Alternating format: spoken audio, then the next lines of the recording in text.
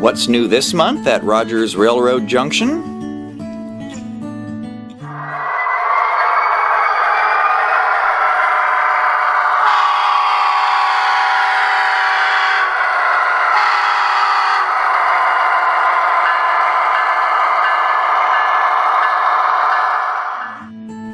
It's Genesis with a trio of items, including heritage units of the Union Pacific. Specifically painted to honor the predecessor roads that formed the massive Union Pacific rail network, this particular unit pays tribute to the former Southern Pacific Railroad and features a hybridized combination of the iconic Black Widow and Daylight liveries, making this, what, Blacklight livery? And then, just in time for Halloween, we have Burlington Northern Santa Fe number 9297, aka the Great Pumpkin. First painted in this eye-popping and experimental green and orange scheme back in 1996, this SD60M proved a hit with employees and rail fans alike, and with a few modifications, eventually evolved into the modern heritage livery that identifies power of the BNSF today. Decoder ready and featuring working ditch lights, full top side and end detail, treaded walkways, and flywheel drive. And for a slightly more classical look, Genesis also has F7s on offer and available in the Santa Fe's famous Bluebonnet scheme. Produced from early 1949 to the end of 1953, the F7 and its 1,500 horses were EMD's premier road diesel throughout the 1950s, and its iconic bull nose eventually came to symbolize the speed and efficiency of streamlined passenger trains in the post-war era. Built by Genesis with precision gearing and multi-link drive lines, operating backup lights, highly detailed trucks and fuel tanks, freestanding wire grab irons, a full set of MU connections, and a Tsunami 2 digital command system all round out the feature suite.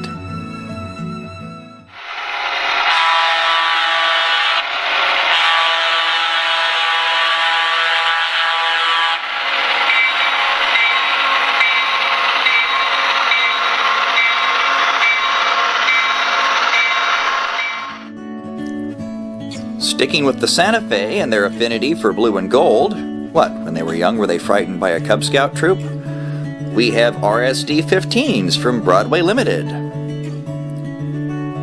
Built by the Alco Schenectady plant intermittently throughout the 1950s, only 75 of these 24-horsepower road switchers were produced, finding homes with only 6 different roads. Easily identifiable by their long, flat noses, crews and rail fans alike long ago dubbed these machines as alligators.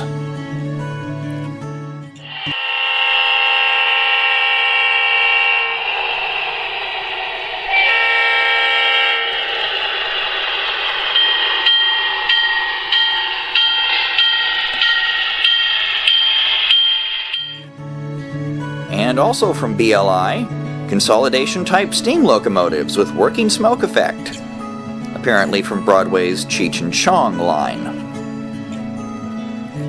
Developed in the late 19th century, the consolidation with its 280 wheel arrangement was considered to be the ultimate in heavy freight hauling.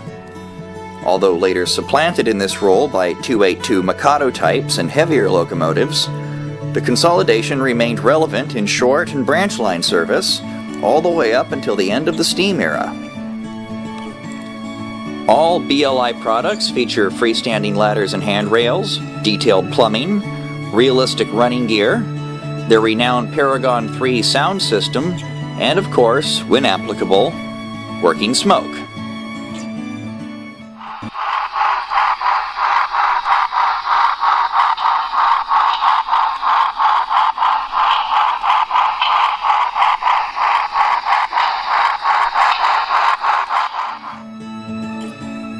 Suddenly I'm hungry and I don't know why. Moving on to rolling stock, Roundhouse has several items on offer, starting with streamlined passenger cars of the Santa Fe's legendary El Capitan. Once the premier coach service train between Chicago and Los Angeles, Fluted stainless steel cars like these were the image of fast, economical travel as they streaked through the Great Plains and across the open desert expanses of the Southwest. Available in coach, diner, Vistadome, observation, baggage, and railway post office configurations. Sorry, but if you're looking for sleepers, you need to be modeling the Super Chief instead. Then there's center flow covered hoppers. Built to haul grain and dry chemicals, these products of the American Car Foundry can be commonly found on unit trains, with solid blocks of these cars crisscrossing their way across the Midwestern plains and to coastal ports of exportation. These ones even feature multiple numbers for each road name, perfect for long unit trains. Also, we have 40-foot steel refrigerator cars. Some of the last cold carriers to be built before the advent of mechanical refrigeration revolutionized the industry. These cars come complete with rooftop ice hatches, sporting all of the latching hardware that made these cars so easy to identify in freight consists. And then there's 4-bay coal hoppers. Also used in the transport of many aggregates, these cars have become somewhat less common in recent years as domestic coal production has waned. But yet they still persist in large numbers across the continental US and Canada, supplying the energy needs of their respective nations' interiors. And finally from Roundhouse, there's 40-foot stock cars. Yes, there are a few things Americans like more than meat, and these cars helped satisfy those carnivorous tendencies from the turn of the century all the way up to the 1970s, when the bulk of such duties were taken over by trucks. All Roundhouse products feature metal wheels, knuckle couplers, optimized weighting, and realistic paint. Then it's back to Genesis, who's not done yet this month, and is offering 89-foot old-time auto racks to prove it. Dating from an era before rock-throwing delinquents forced the addition of corrugated sides to such designs, these symbols of consumerism and America's love affair with the automobile are highly detailed and feature treaded decks, realistic loading ramps, brake rigging, and topside safety rails with the ubiquitous bends and dents that always seem to plague cars of this design. Rock-throwing delinquents sold separately. Then we have Atlas, whose Trainman line is out this month with 62-foot bulkhead flat cars. Used in general service throughout the United States and Canada, bulkhead flats such as this specialize in long and cumbersome loads with a propensity toward shifting in transit. Complete with side stake pockets and simulated tie loops, a removable, realistic pipe load is included at no extra charge.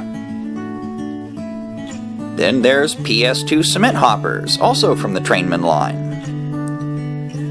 Common from the late 1940s onward, these cars were emblematic of the post-war construction boom and came equipped with either 50-ton friction-bearing or 70-ton roller-bearing trucks.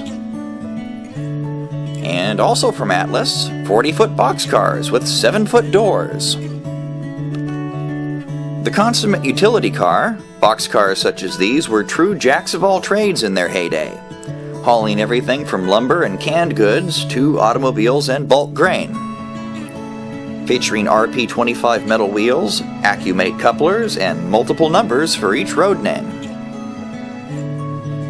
And then we have KD, with a handful of pre-holiday offerings, starting off with 11,000-gallon tank cars. The preferred method of moving bulk liquids throughout the middle of the 20th century, cars like these with their riveted construction hauled everything from crude oil to, in this case, cooking oil. Just try not to get the two mixed up. Then there's 50-foot double-door boxcars. Built for hauling oversized cargo, these cars often found themselves hauling auto parts, and those that didn't usually wound up in the lumber trade. A few even remain in service to this day, mostly hauling paper goods bound for recycling mills. As is typical with all KD products, these cars feature see-through catwalks, freestanding wire grab irons, full underbody detail, and both metal wheels and couplers. And as a final note this month, KD is sticking around long enough to put their 2 cents worth into our Christmas inventory. Yes, it's the traditional KD holiday car, the very latest in a line going back for several years now. And it's accompanied by several items of similar import, with microtrains offering their own festive design in both Z and N scales, and Lionel offering not one, but 2 cars in O. And of course LGB has you covered in the bigger is better department with their G-scale holiday trolley. There's even box sets available for those looking for the whole holiday package. So drop on by and catch the spirit of the season here at Rogers Railroad Junction today.